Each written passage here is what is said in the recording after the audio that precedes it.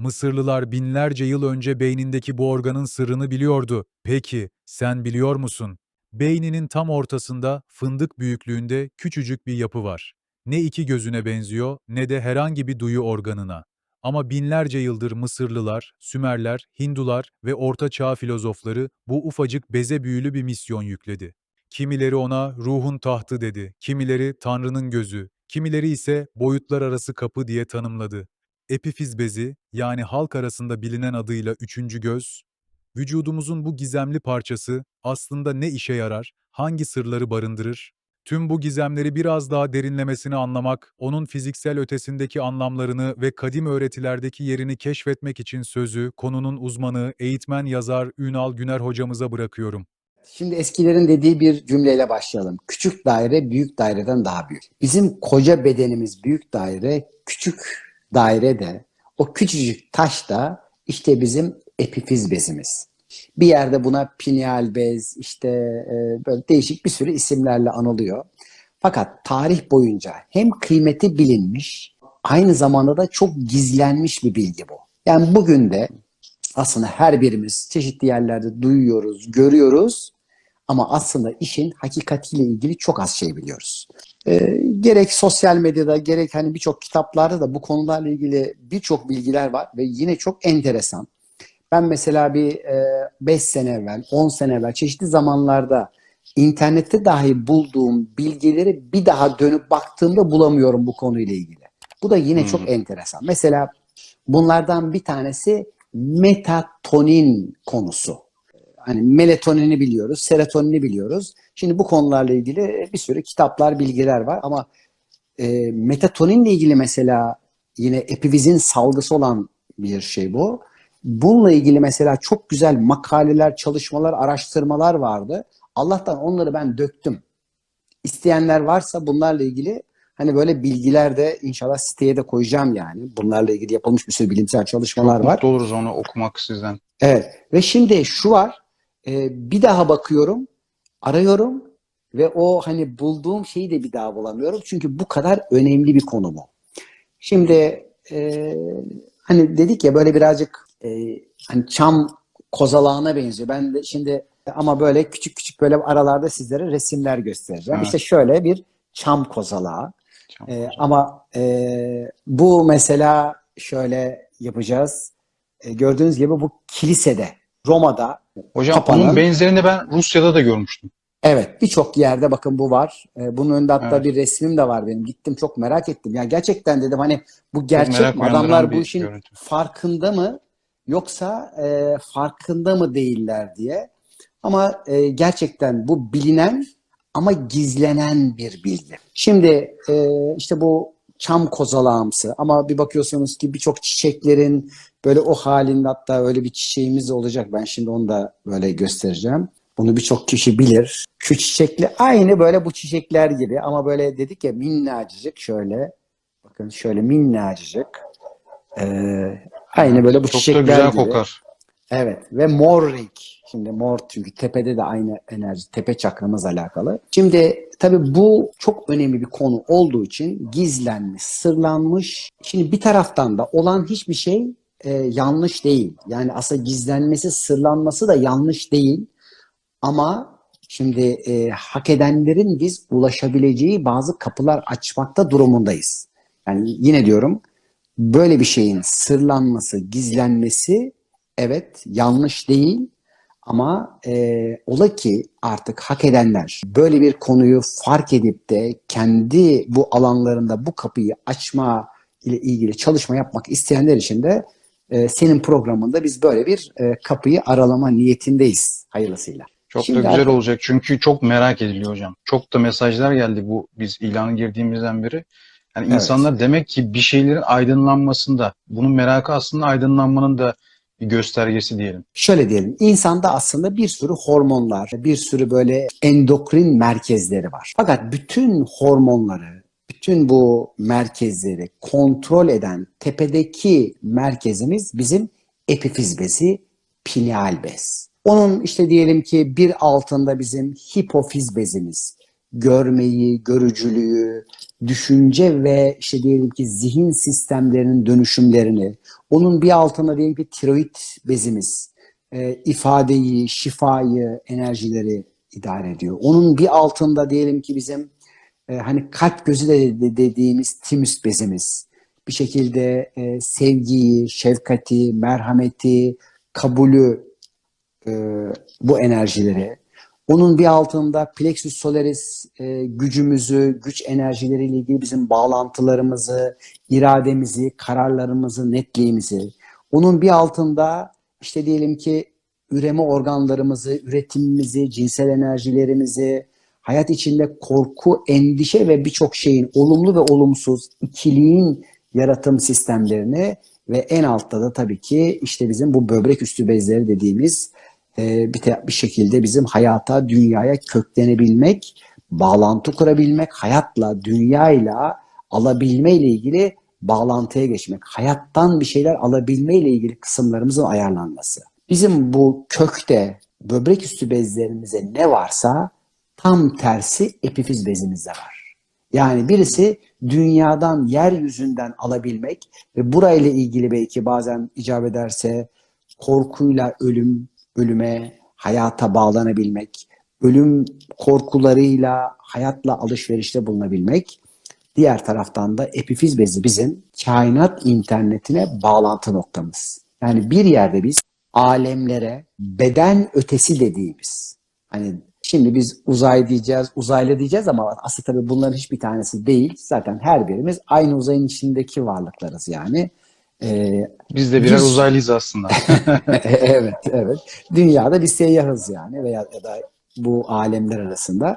Şimdi burada dünyada çeşitli alemlerle bağlantı kurabilme yeteneklerimizin bir nokta içerisine konulmuş yeri epifiz bezi. Şimdi hem çok önemli hem bir taraftan da yani ondan çok daha önemli başka şeyler de var. Ama şimdi bizim önemli olan dediğimiz şey bunun bir internet sistemi olması. Şimdi diyelim ki bir 15-20 yıldır hayatımıza internetin girmesiyle birlikte neler değişti değil mi? Yani işte cep telefonlarından akıllı sistemlere, akıllı eşyalara, akıllı evlere, maddenin daha akıllanmasından yapay zekalara doğru nasıl bir hızlı bir sistem var. İşte epifiz bezimizin katman katman açılmasıyla nasıl maddede bu değişimler, bu dönüşümler hız kazanıyorsa varlığımızda da çok hızlı değişim ve dönüşümler oluşmakta. Bugün gelişmiş insanlar gerek çeşitli buluşlar, fikirler, ilerlemeler, güçlenmeler, gücün kullanımı ile ilgili eğer bir şey seyrediyorsak bir insanda epifiz bezini doğru şekilde aktive ettiği ve kullandığı için görebiliyor. Epifiz bezini aktive etmeyen, doğru şekilde kullanmayan insanlar eninde sonunda çakılmak durumunda. Yani gök ile bağlantısı olmayan, özü ve ruhuyla bağlantısı olmayan insanlar eninde sonunda toslamak durumunda. Çünkü bu kainat ile işbirliği aslında doğa ile, yaradan ile işbirliğinin de kapısını açan bir şey. Fakat tabii ki her türlü bilgi iki kapıdan gelir. Yani pozitif ve negatif her zaman iç içedir. Bir kumaşın yüzüyle arkası her zaman iç içedir. Yani bu epifiz bezi açıldığında ya da kullanıldığında toprağa, nefsine olan kontrolü, bu dünyada öğrendikleriyle maddeyi, duyguyu, düşünceyi yönetecek hale gelmediyse işte bu sefer epifiz bezimiz açıldığında ya da internet açıldığında kişilerin birçoğu bu sefer ne yapar? Alt enerji merkezlerinin arayışlarına girer. Şimdi bugün mesela internette en çok aranan kelime seks kelimesi. Bu yanlış diye bir şey değil ama o kadar köke ihtiyaç var. Yani o üst enerji bilgilerine arama ne kadar az ama diğer tarafta diyelim ki daha alt grup enerjilerle ilgili arayış ne kadar çok. Öyleyse şimdi epifiz bezi de aslında hak eden insanlara açılan bir kapı. Ama şu da var. Bunu kimyasal yolla, diyelim ki çeşitli bitkisel, otsal, işte diyelim ki ilaçlar, bir sürü çeşitli bitkilerin ya da işte diyelim ki ilaçların yoluyla da açmak mümkün. Şimdi bunlar da doğru ya da yanlış diye değerlendirmekten ziyade kişinin hazır olup olmaması önemli. Yoksa şimdi bugün gidin Peru'da, Meksika'da, Kolombiya'da bir sürü mesela ayahuascalar dahil, işte bir sürü mantarlar dahil, işte çeşitli otlarla bir sürü bu epifiz bezini kısa süreli açma ile ilgili seremoniler var.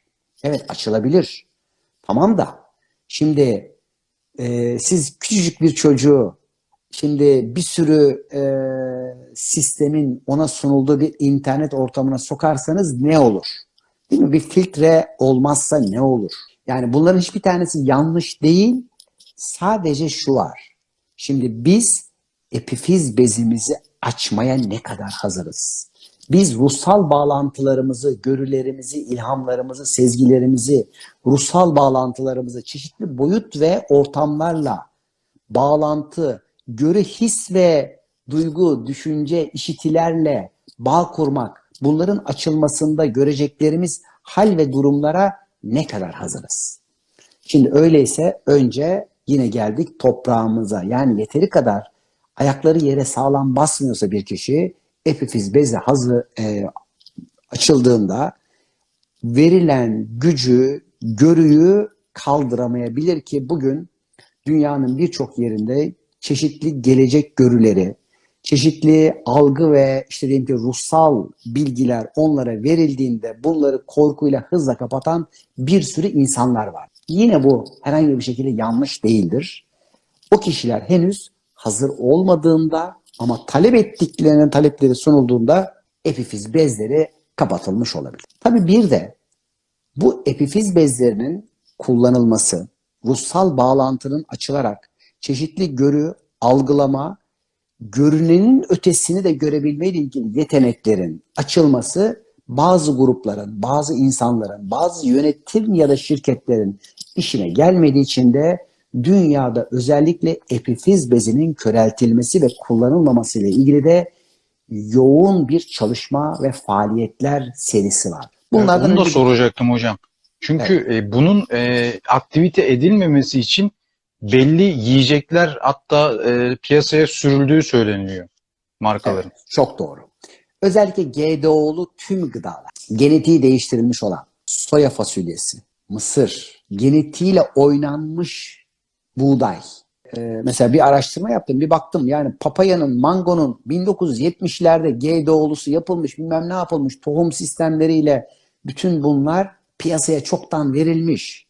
Hani biz pirinçle ilgili kaç bin çeşit dünyadan pirinç toplanmış, bütün bunların GDO'lusu yapılmış ve burada iki tane amaç vardı. Bir tanesi bağırsak sisteminin bloke edilmesi. Şimdi bağırsak özellikle hani ikinci beyin vesaire diye geçer ama şimdi Evet. bağırsağın çok farklı başka bir özelliği daha var.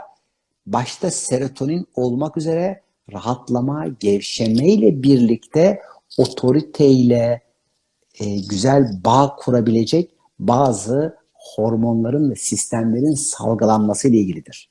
Yani bağırsaklarımız sadece bir şeyin sindirilip atılması ile ilgili değil, o sindirilen şeyin özümsenmesiyle de alakalıdır. Her organın bir sürü işlevi vardır. Ve bunların özellikle serotoninin en fazla işlendiği, salgılandığı yerde kör bağırsaklardır. Burada o kör bağırsaklarını aldıran, değil mi? Apandisit ameliyatlarıyla vesaireyle aldıran kişilerin uykusuzluk, uyku sorunlarının temelinde işte buradaki serotonin hormonunun azaltılması vardır. Yine aynı şekilde Bir de işe bu yaramaz derler hocam onu hep. Hep hani alırlar sonra şöyle, derler ki işe yaramıyor zaten o derler. evet zaten hani safra Evet, kesesi işe yaramaz, bu işe yaramaz, evet, evet, hep midenin öyle çoğu işe derler. yaramaz. Tamam da Allah onu boş yere yarattı değil mi? Boş yere yapmış değil mi Şimdi sanki? burada yani haşa sisteme, Allah'a diklenmekten sakınmak çok önemli.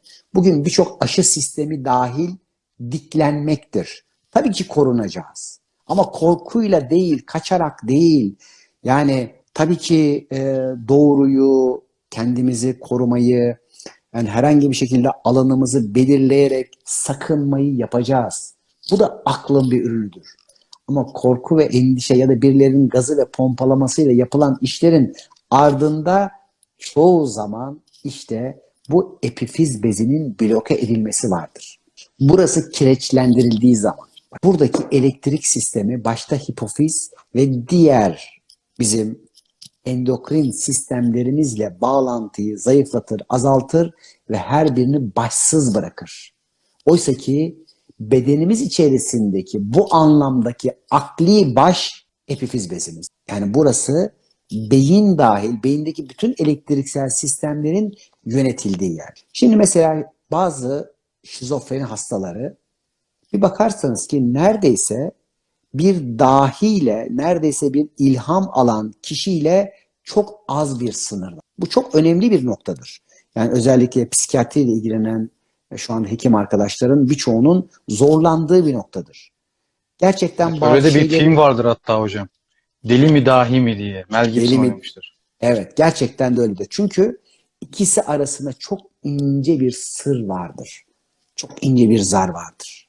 Ve orada eğer gelen bilgi ikisi de görüyor. Şizofren de görüyor, dahi de görüyor. Ya da hatta evliya veyahut daha üst kademedeki varlıklar da görüyor. Şimdi bir tanesi o aldığı elektriği toprağa kadar, diğer bütün endokrin merkezlerinden dünyaya kadar indiriyor. Bir tanesi yukarıda beynin içinde patlatıyor. İşte aradaki ince fark budur. Şimdi şöyle düşünün. İsterseniz çok büyük bir işte o elektrik direğinin dibine evinizi kurun. Çok büyük böyle şeyler vardır. Hani on binlerce voltun içinde gezdiği şeyler vardır. Şimdi oradaki elektriği alıp da bir ütünüzü yapamazsınız. Bir çamaşır makinenizi çalıştıramazsınız. Oraya illa bir trafo kurmanız lazımdır. O elektriği kullanabileceğiniz bir hale getirmek durumundasınızdır.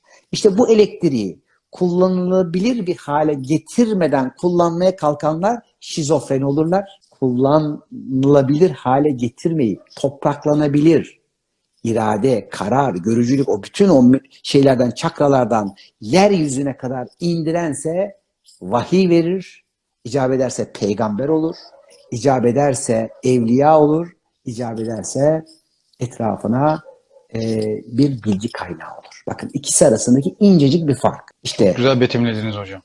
çünkü bir tanesi o trafodan koca direkten elektrik almaya çalışıyor.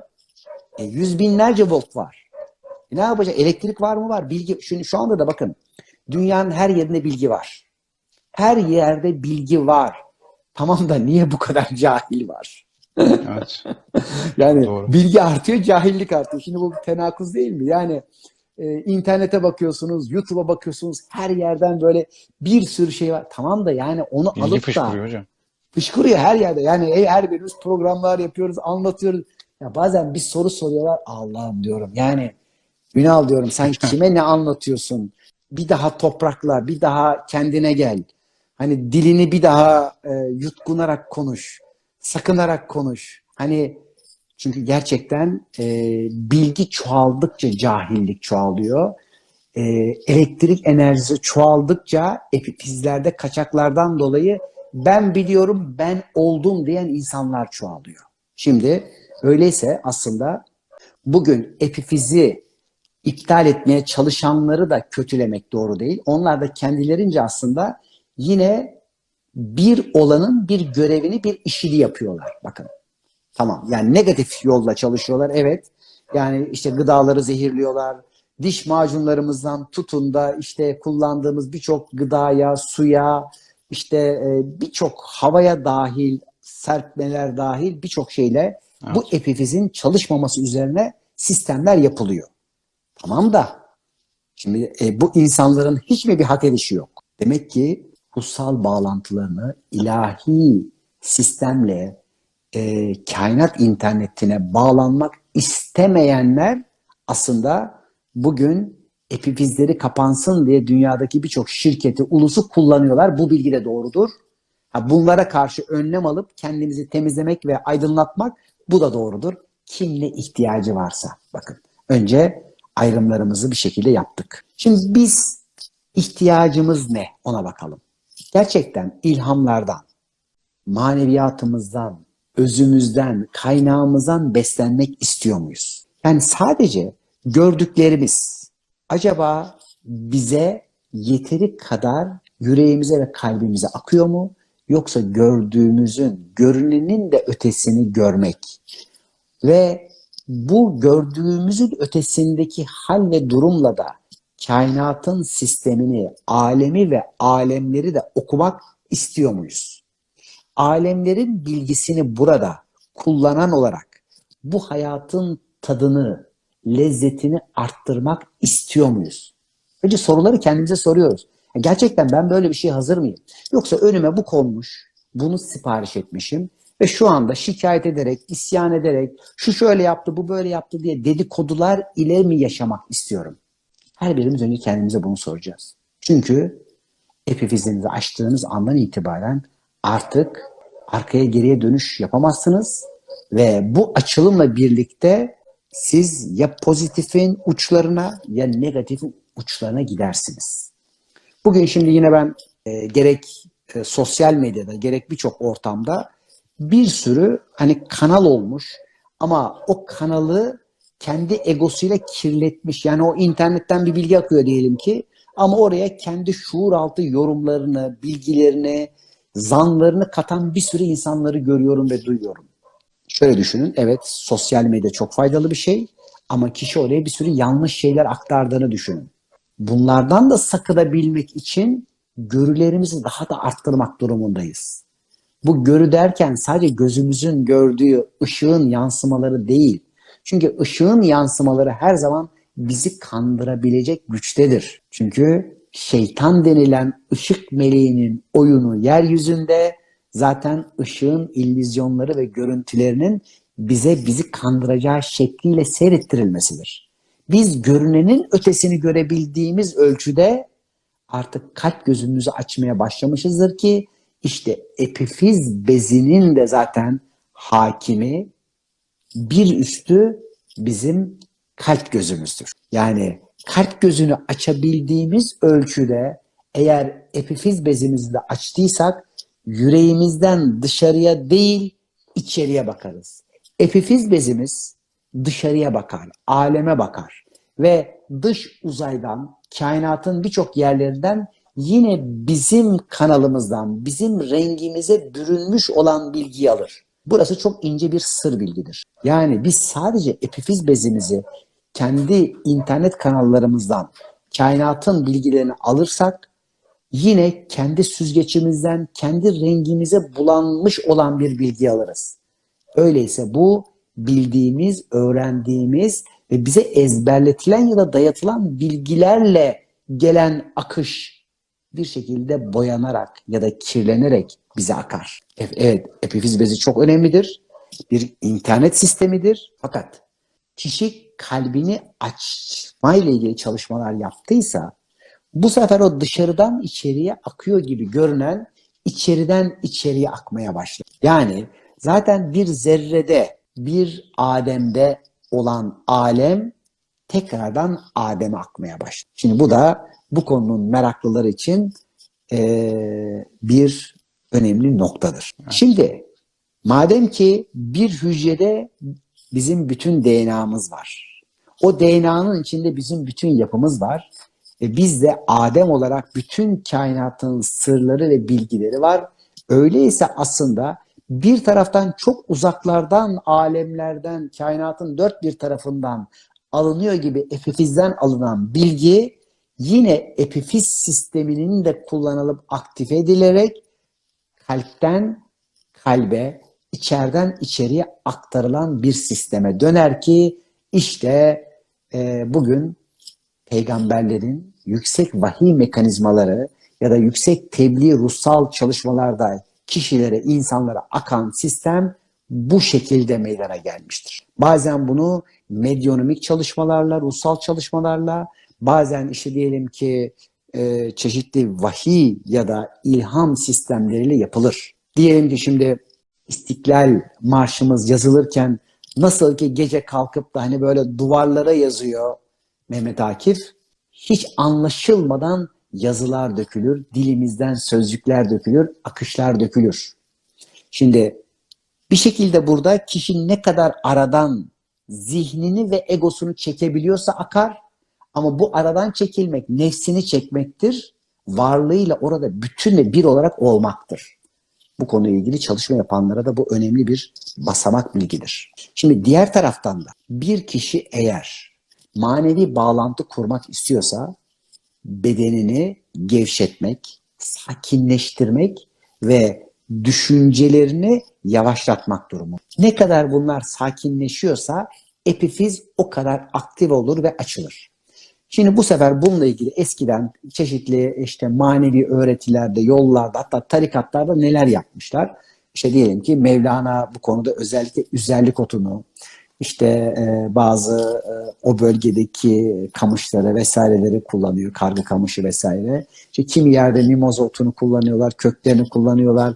Kimi yerde işte bazı farklı bitkileri, otları, işte bir sürü şeyler kullanıyorlar. Ama O zamanlar taraf GDO yok tabii, değil mi hocam? GDO diye bir şey yok ortada. henüz bilmiyorlar yani. Evet. Ki birçok kutsal kitapta da GDO ile ilgili hepimize uyarı var. Buralarda çünkü biz herhangi bir şey değiştirdiğimizde ne olacağını bilmiyoruz. Çünkü bizim bir yaratılış kodumuz var.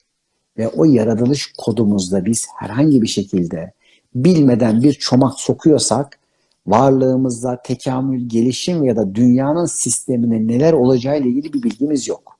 Ama tabii ki kadersel olarak biz eninde sonunda buraya çomak sokuyoruz. İnsan meraklı, işte insanın genine, hayvanınkine, bitkininkine, dünyanınkine, denizin, suyun birçok yere bunu yapıyor ve tabii ki sonuçlarını da çocuklarımız, torunlarımız bir şekilde yaşıyorlar.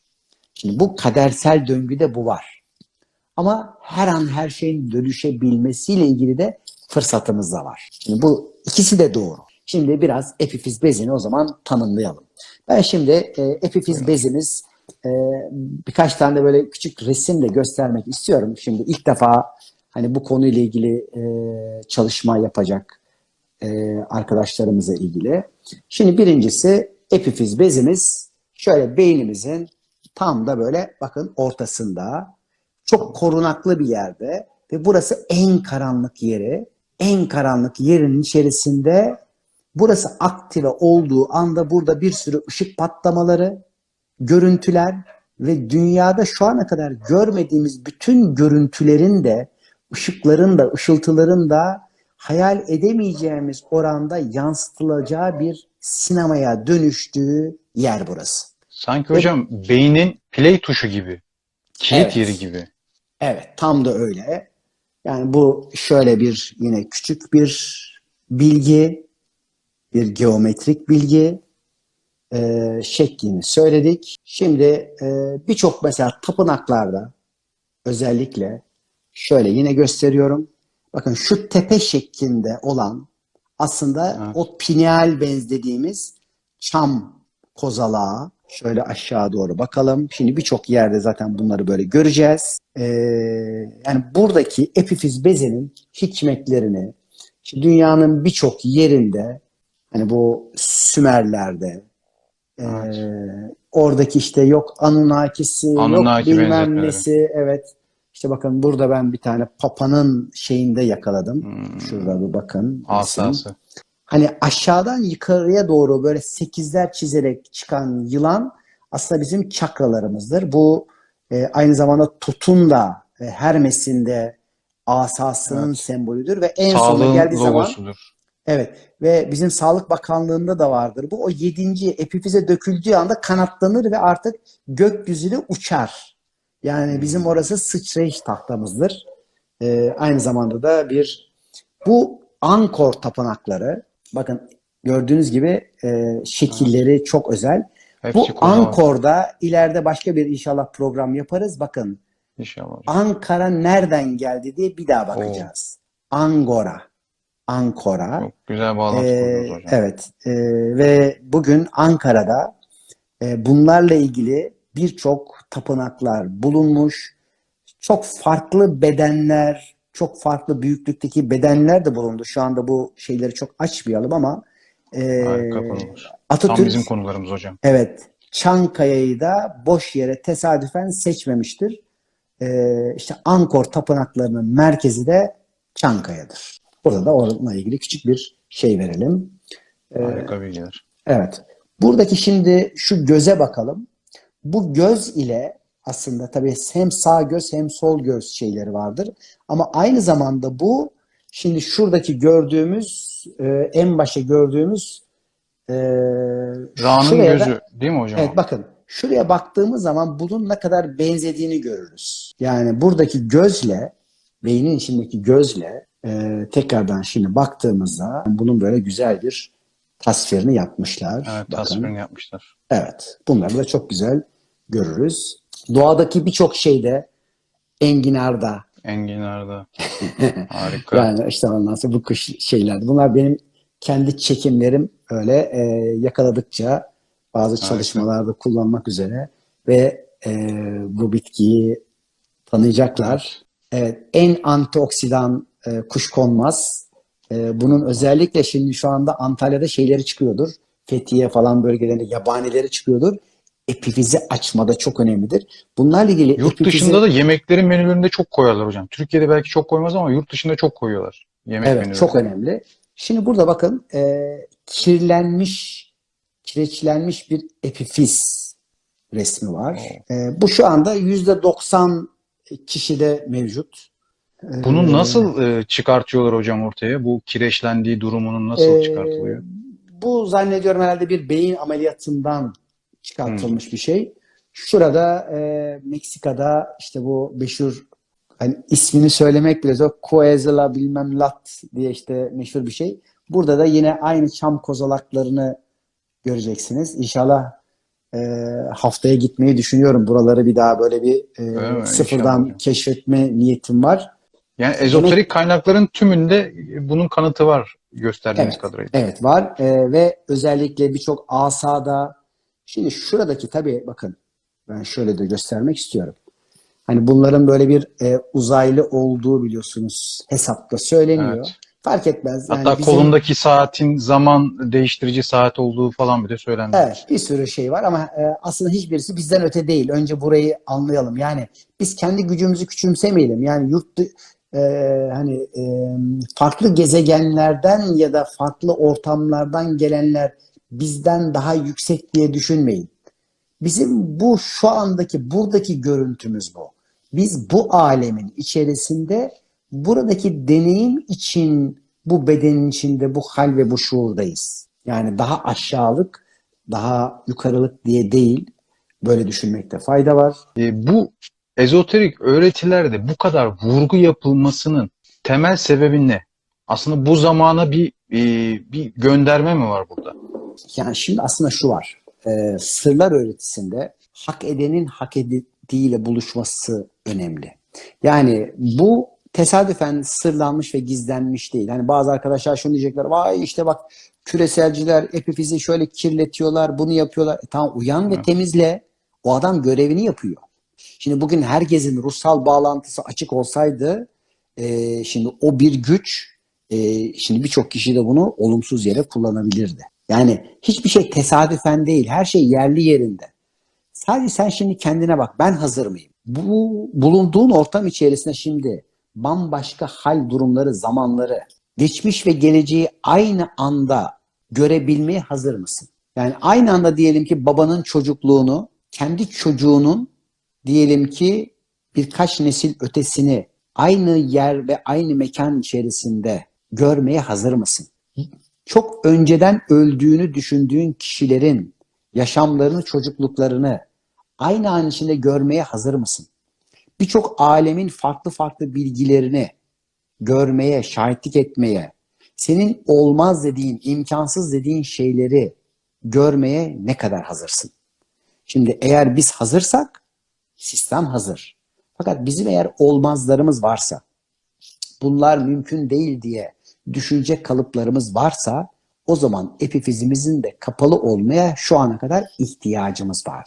Bakın bugün bunlarla ilgili çeşitli açılımlar yaşayan insanlar bir kısmı akıllarını yitirdiler de. Bir kısmı ayakları yere sağlam basamayıp tamamen havaya uçuştular da. Şimdi bir taraftan evet bu kadar kıymetli, bu kadar iyi bir şey ama bir taraftan da bunu kullanmaya ehliyetimiz ne kadar? Bunu kullanmaya ehliyetin başı hayat ve dünya ile barışmak. Yaşamını, hayatını, geldiği dünyayı, anneyi, babayı, ülkeyi, coğrafyayı kabul edemeyen bir kişinin epifiz bezini açtığında uçması çok normal. Ve bugün işte birçok seremonilerle, başta ayahuasca olmak üzere, işte diyelim ki onların bir sürü modelleri var. Bir sürü ayrı ayrı şeyleri var. Ve gerçekten de çok etkili, çok güzel. Hani hiçbir zamanda hani bunlar yanlış değil. Tamam da hani yanlış bir insan doğru bir bilgiyi aktarsa ne olur? Ya da doğru bir insan bilmeden yanlış bir bilgi aktarsa ne olur? Şimdi öyleyse bizler hazır olduğumuzda epifiz bezimizin açılacağıyla ilgili durumlarla karşılaşacağız. Bugün demek ki bu çalışmayı dinleyenler, seyredenler bununla ilgili bir niyet ettiler ki şu anda kulaklarına bu geliyor. Şimdi önce bunları söyledik. Peki bu kadar önemliyse neden bizlerden sırlandı, gizlendi dedik? Çünkü bu aynı zamanda da çok büyük bir güç. Bugün insanların daha fazla yönetilebilmesi, daha kolay idare edilebilmesi için epifizlerinin kapalı olmasına ihtiyaç vardır. Sadece beslenmeyle, sadece diyelim ki bazı gıda ve şeylerle de değil, aynı zamanda ses frekanslarıyla, aynı zamanda çeşitli elektronik cihazlarla bunlar bloke edilmeye, çalışmaya devam edilmekte ya da buralara farklı yüklemeler yapılmaktadır. Ha bunlar var diye bunların hiçbir tanesi de yola çıkan kişi için engel değildir.